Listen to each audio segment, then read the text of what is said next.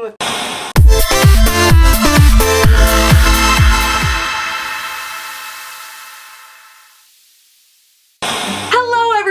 And welcome to Gilmore Week on my channel. I'm sure I'm not the only one that feels like this is just a fever dream. Like somebody's gonna be like, wake up Kristen, it's time for school. My name is Kristen, in case you did not know, and I've been a fan of Gilmore Girls for over 10 years now, and I would definitely classify myself as a super fan. I felt just deeply in love with the show from the first episode that I watched, and I always felt like this real kinship with Lorelai because I was in my teens when I was watching this, and I just felt like I was that kid that was talking fast and drinking tons of coffee and was very animated, and I just always really connected with her. Everything about that show was just perfect for me. And I know that I am nowhere near alone in that, and so I thought it would be a really fun thing to do in counting down towards the revival, which we are less than a week away from as I'm making this video. I thought it would be fun to make a Gilmore Girl related video every day leading until Friday, a year in the life. So that's what we're gonna be doing this week, and I'm using the hashtag, as I know a lot of other fans are,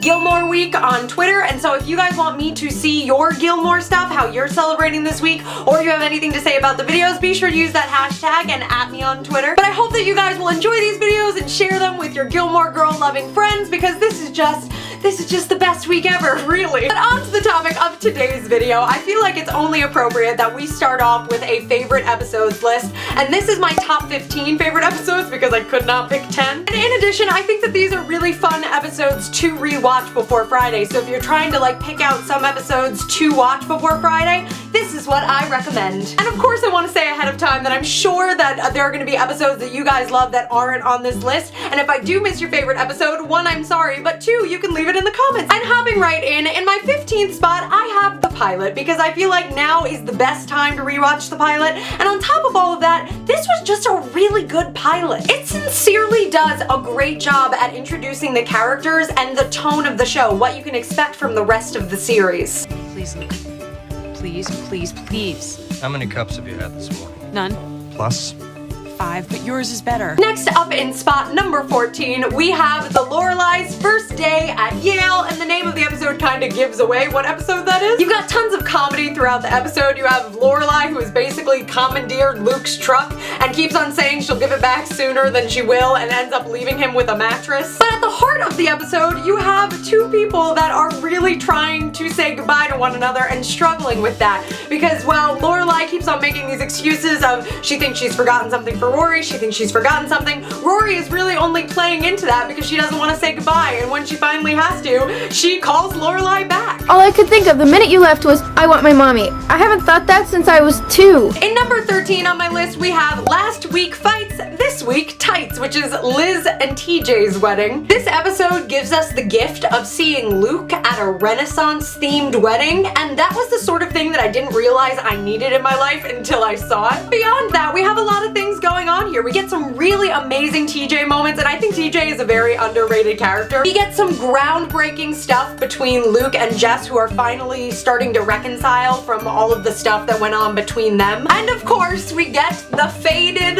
Luke and Lorelai, first dance, first date, first become my OTP forever. I mean, you already were, but like, it's coming true now of the series, because they reflect in light, y'all. Next up at number 12 is Deer Hunters, and for a while I wasn't sure if this was going to be on my list of episodes, and then I slowly realized how important the episode is and just how monumental the I got hit by a deer moment is. So I'm driving down this road and I stop and I get hit by a deer. You hit a deer? No, I got hit by a deer. Because this is really the first episode where we see Rory fail at something, where we see Rory like really struggling in any sort of academic sense. Plus, I think we've all been in a situation in our lives before where we've like really ultra prepared for something and then life has gotten in the way, like your alarm clock not going off or falling asleep in the wrong place. So watching Rory go through that is just, ooh. Now that I think about it, this is also kind of the beginning episode for Max Medina. Like, this is really when he and Lorelai start speaking and you're like, oh, hello. Next up is Dear Emily and Richard, and this is a really important episode. We get all these flashbacks of Lorelai as a teenager, and we get to see her interacting with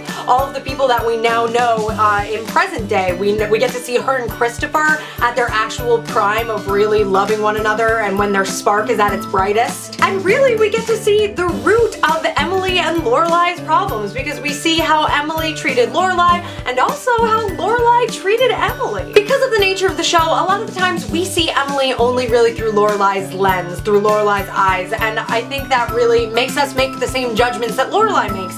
However, this is the first episode, I think, where we are forced to look at Emily through our own eyes, and we see that, like, it was not easy for Emily either, and that there was a lot of struggles there, and maybe Lorelai was in the wrong some of the time, and I think that's really important to understanding her character and beginning to love her character even more throughout the series. At number 10, we have women of questionable morals, and there are so many storylines going on throughout this episode, I feel like. We've got the storyline that's based off of the title of the episode. It's the town reenactment, and basically Taylor has found out this new piece of information about the town's history, and so he's making a huge deal out of it. Taylor casts Lulu as the woman, but then Lulu gets sick, and so Kirk, because he's Kirk, jumps in and plays the role because the show must go on, and it's just great. It's a great Kirk moment. It's also the first snow in this season, and we get this whole thing of like Lorelai loves snow, but Snow seems to be fighting back at her. Hey, you know who just nipped in my nose?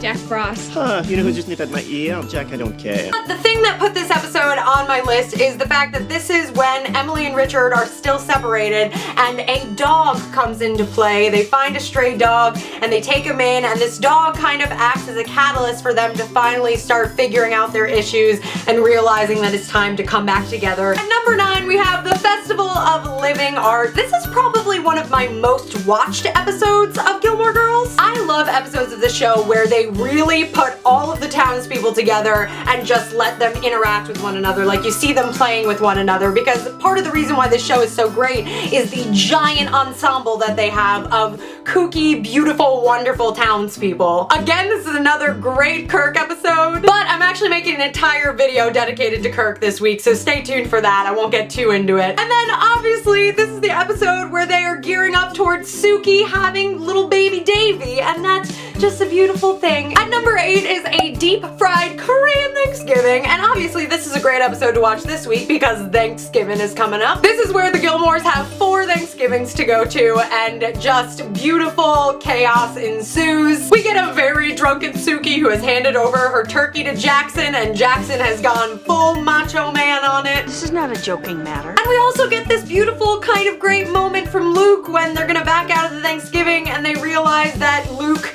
is genuinely upset about the fact that they won't be there, and so they end up going, and I think that also tells a lot about the Luke, Lorelai, Rory dynamic even before Luke and Lorelai become a thing. Number 7 is I Get a Sidekick Out of You, and this is Lane's wedding. There's 58 seats and 62 Koreans. Oh boy, go! We find out some amazing stuff about Mrs. Kim, like the fact that Lane is just a second generation of people hiding things under her floorboards. The 2 weddings are great. Mrs. Kim telling Lorelai that she must bring a man is great. Michelle ditching Lorelai for Celine Dion. Oh, just so beautiful. And this is actually one of the few episodes that I don't hate Christopher in. That's a lie. He has some good episodes, but Christopher is really genuinely likable in this episode, which I enjoy. And also Kirk's yummy bartenders, also enjoy them. Number 6 is Those Are Strings Pinocchio. This is Rory's graduation from Chilton, aka the episode that will make you cry. You too.